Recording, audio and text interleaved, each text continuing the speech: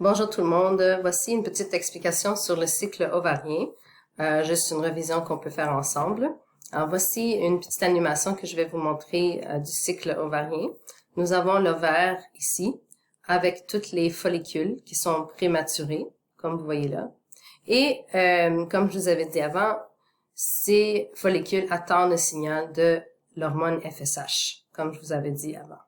Donc, voyons ensemble qu'est-ce qui se passe une fois que c'est activé.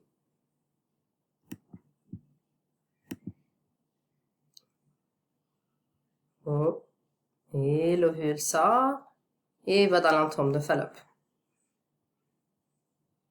Regardez, encore une fois. Observez bien ce qui se passe avec les flèches. La flèche bleue représente l'FSH. Les flèches vertes et rouges foncées, c'est estrogène.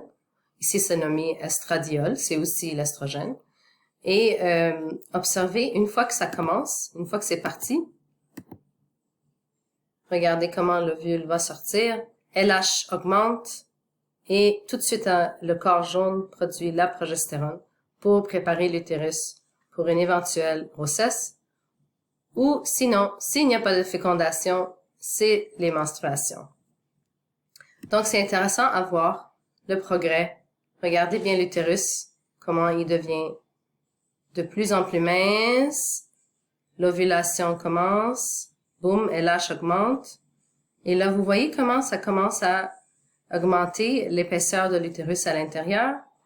Et regardez bien les flèches en haut ici. Et boum, la progestérone augmente. Le corps jaune devient de plus en plus petit car on utilise toute la progestérone qui est à l'intérieur. Observez maintenant la contraception. Voyons ce qui se passe quand il y a la contraception.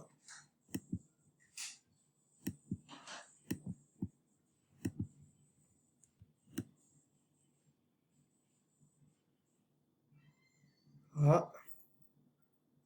Rien ne se passe. Donc, c'est vraiment à cause du fait que les hormones qu'on prend chimiquement vont donner l'impression, c'est comme si tu veux, c'est comme si le cerveau croit qu'il y a une grossesse. Donc, s'il y a une grossesse, il n'est pas nécessaire d'avoir d'ovule. C'est pour ça que c'est très efficace. Voyons finalement la grossesse, qu'est-ce qui arrive au niveau de l'utérus et de l'ovule en même temps. Observez ce qui se passe. Donc ça, c'est comme d'habitude les règles aux menstruations. LH augmente tranquillement, boum, l'ovulation. L'ovule est maintenant dans les trompes de Fallope et se rejoint en plein milieu. Ici, regardez, où est-ce qu'il y a l'utérus, l'endomètre à l'intérieur, et il va s'implanter en espérant qu'il y a un sperme. Dans ce cas-là, c'est sûr qu'il y a un sperme qui va fertiliser ou féconder l'œuf. Et celui-ci envoie un signal à l'ovaire d'arrêter de produire des ovules et la progestérone. Donc, si on fait un petit résumé de tout ça, vérifiez si vous avez bien écrit ça. Comme j'avais dit avant, c'est un peu comme des montagnes russes, le cycle ovarien, les hormones d'une fille. C'est vraiment là des hauts et des bas. Alors, ça commence toujours avec la FSH. Alors, F du mot FELP, estrogène. Une fois que la quantité diminue, tout de suite on a LH. Et ça c'est à mi-chemin du cycle. Et une fois que LH diminue, nous avons la progestérone.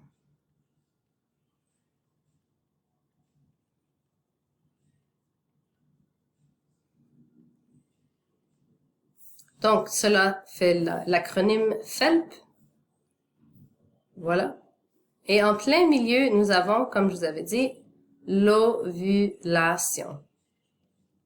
Et c'est là que l'ovule est libéré de l'ovaire. Tout ça prend, on va dire, environ 2 semaines, et le reste prend aussi 2 semaines pour un cycle complet d'environ 30 jours. Rappelez-vous du petit truc? Ho ho! Donc, H pour hypophyse, O ovaire, H hypophyse, O ovaire encore. Rappelez-vous que chacune de ces lettres-là représente la source de l'hormone, de où que ça vient. Et je vous invite à dessiner un petit utérus avec les ovaires et voici un ovaire un peu plus grand que d'habitude, avec les follicules qui poussent encore, grandit, jusqu'à temps qu'il est libéré. Donc, juste faites un petit dessin des follicules, comme ça. Alors, petit rappel, ça ici, c'est des follicules qui contiennent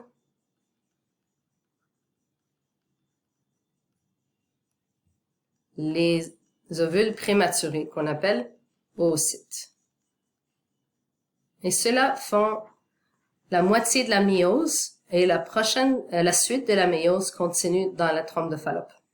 Une fois que l'œuf est libéré, c'est grâce à la LH.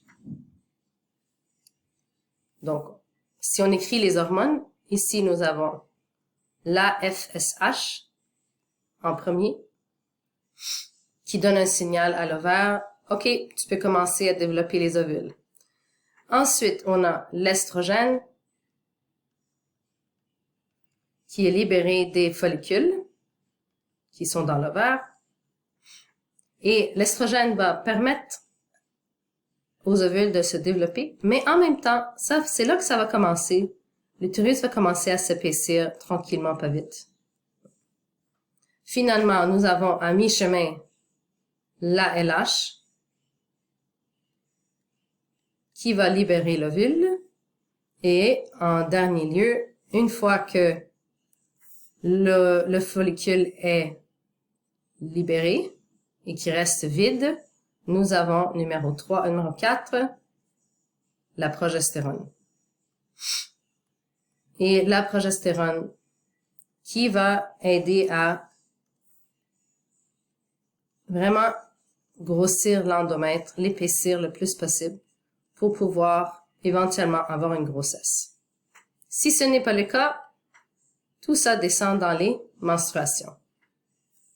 Donc, juste un petit rappel que la progestérone, même on peut le remonter ici, la progestérone peut causer deux choses. Elle va causer ou bien une grossesse, ou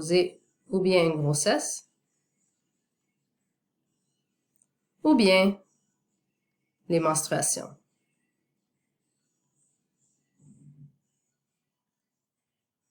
Et voilà. Donc, c'est un peu, en général, c'est ce que vous avez appris pour le cycle ovarien. Bon après-midi!